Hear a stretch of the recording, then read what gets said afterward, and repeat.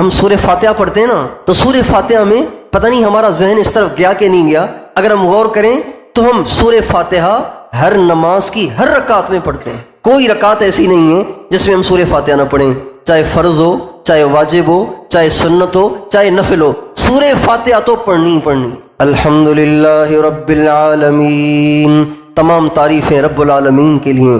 الرحمن الرحیم، جو بڑا مہربان ہے، نہایت رحم کرنے والا ہے.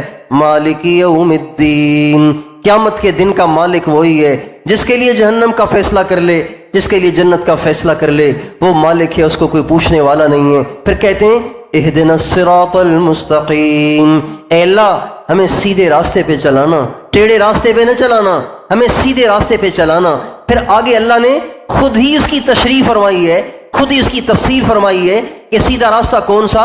صراط الذین انعمت علیہم. یہ نہیں فرمایا صراط حبیبی، صراط رسولی، صراط الرسول، صراط النبی، صراط خاتم النبیین، یا صراط محمد صلی اللہ علیہ وسلم. اے اللہ ہمیں چلا حضرت محمد کے راستے پر، ہمیں چلا خاتم النبیین کے راستے پر، ہمیں چلا رسولوں کے راستے پر، ہمیں چلا سارے نبیوں کے امام کے راستے پر. یہ دعا نہیں کر رہے، کیا دعا کر رہے ہیں؟ صراط الذین انعمت علیہم غیر المغضوب علیہم ولا الضالین.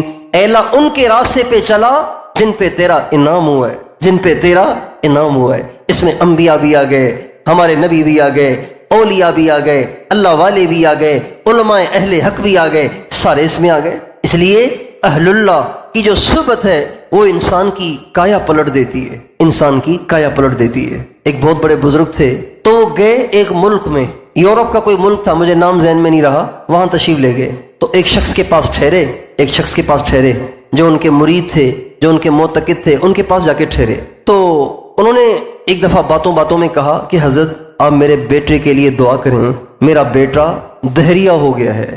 دہریہ کسے کہتے ہیں؟ جو کہتا ہے کہ یہ زمانہ خود چل رہا ہے، اس کا چلانے والا کوئی نہیں ہے، اللہ کوئی نہیں ہے، بس یہ زمانہ خود چل رہا ہے، یہ سارا نظام خود ہی چل رہا ہے، اللہ واللہ کوئی نہیں ہے. نعوذ باللہ، اللہ کا انکار، اللہ کے وجود کا انکار. تو اس نے کہا جی حضرت میرے بیٹے کے لیے دعا کریں، وہ دہریہ ہو گیا ہے. تو فرمانے لگے اچھا ٹھیک ہے، اس کو بیعت کرا دو، اس کو بیعت کرا دو. کہ حضرت وہ اللہ کو نہیں مانتا، وہ بزرگ کو کیسے مانے گا؟ بیعت تو وہ کرتا ہے جو کسی کو بزرگ مانے اور بزرگ مان کے اس کے ہاتھ پہ ہاتھ رکھ کر کہے کہ میں توبہ کرتا ہوں، گناہ نہیں کروں گا. وہ تو اللہ کو ہی نہیں مانتا، تو وہ بیعت کیسے کرے گا؟ فرمایا اس کو بیعت کرا دو. اچھا جی، اب اتنے بڑے اللہ والے نے بات کہہ دی تو یہ باپ گیا اپنے بیٹے کے پاس. کہا بیٹا آپ کو پتہ ہے ہمارے پاس پاکستان سے بہت بڑے بزرگ آئے ہوئے ہیں. کہا آئے ہوں گے. تو کہا بیٹا میری ایک خواہش ہے، میری ایک آرزو ہے، آپ پوری کریں گے؟ کہا ہاں ابو آپ بتائیں کیا بات ہے. کہا بیٹا آپ ان سے بیعت ہو جائیں نا، آپ ان سے بیعت ہو جائیں. کہا ابو میں تو اللہ کو نہیں مانتا، میں آپ کے بزرگ کو کیسے مانوں گا؟ بیعت تو ایک عہد و پیمان اور وعدہ ہوتا ہے، میں تو اللہ کو ہی نہیں مانتا، تو میں بیعت کیسے کروں گا؟ کہا بیٹا بے شک مجھے پتہ ہے کہ آپ اللہ کو نہیں مانتے، قیامت کو نہیں مانتے، آخرت کو نہیں مانتے، موت کے بعد کی زندگی کو نہیں مانتے، لیکن میں آخر باپ بھی تو ہوں نا، آخر میرا بھی تو آپ پہ کوئی حق ہے، مجھے ہی خوش کرنے کے لیے آپ بیعت کر لیں. کہ ابو آپ کا زیادہ اصرار ہے تو میں کر لیتا ہوں، باقی میں نہیں مانتا ان چیزوں کو، کون اللہ والا کون اللہ، میں نہیں جانتا ان چیزوں کو. بہرحال بیٹے کو لے کر آئے، بیٹا باپ کے اصرار پر آ گیا اور آ کے بزرگ کے ہاتھ میں ہاتھ رکھ کے کہا لا الہ الا اللہ محمد الرسول اللہ. اچھا جی دعا ہو گئی، چلو جی. حضرت چلے گئے، بیعت کے کلمات کہلوائے اور پھر وہاں سے اٹھ کے چلے گئے. جب وہ چلے گئے تو اگلے دن بیٹے نے باپ سے کہا ابو یہ کون تھے؟ کہا بیٹا یہ بڑے اچھے آدمی تھے، بڑے اللہ والے تھے. کہا ابو پتہ نہیں جب سے ان سے ملا ہوں نا دل کی عجیب ہی کیفیت ہو گئی ہے، اتنا سکون محسوس کر رہا ہوں، ایسی ٹھنڈک محسوس کر رہا ہوں کہ میں بتا ہی نہیں سکتا ہوں.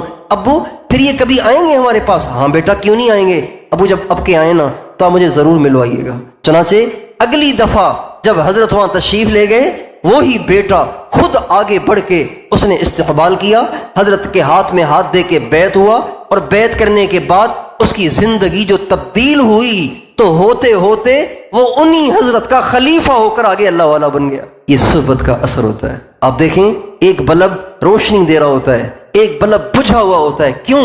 وہ بجھا ہوا ہوتا ہے جس کا کنیکشن نہیں ہوتا، اور جو جس کا کنیکشن ہوتا ہے وہ جل رہا ہوتا ہے، خود بھی روشن ہوتا ہے، کتنی دیواروں کو روشن کر رہا ہوتا ہے، کتنے دروازوں کو روشن کر رہا ہوتا ہے، زمین کے کتنے حصے کو روشن کر رہا ہوتا ہے. کیوں؟ اس لیے کہ کنیکشن ہے.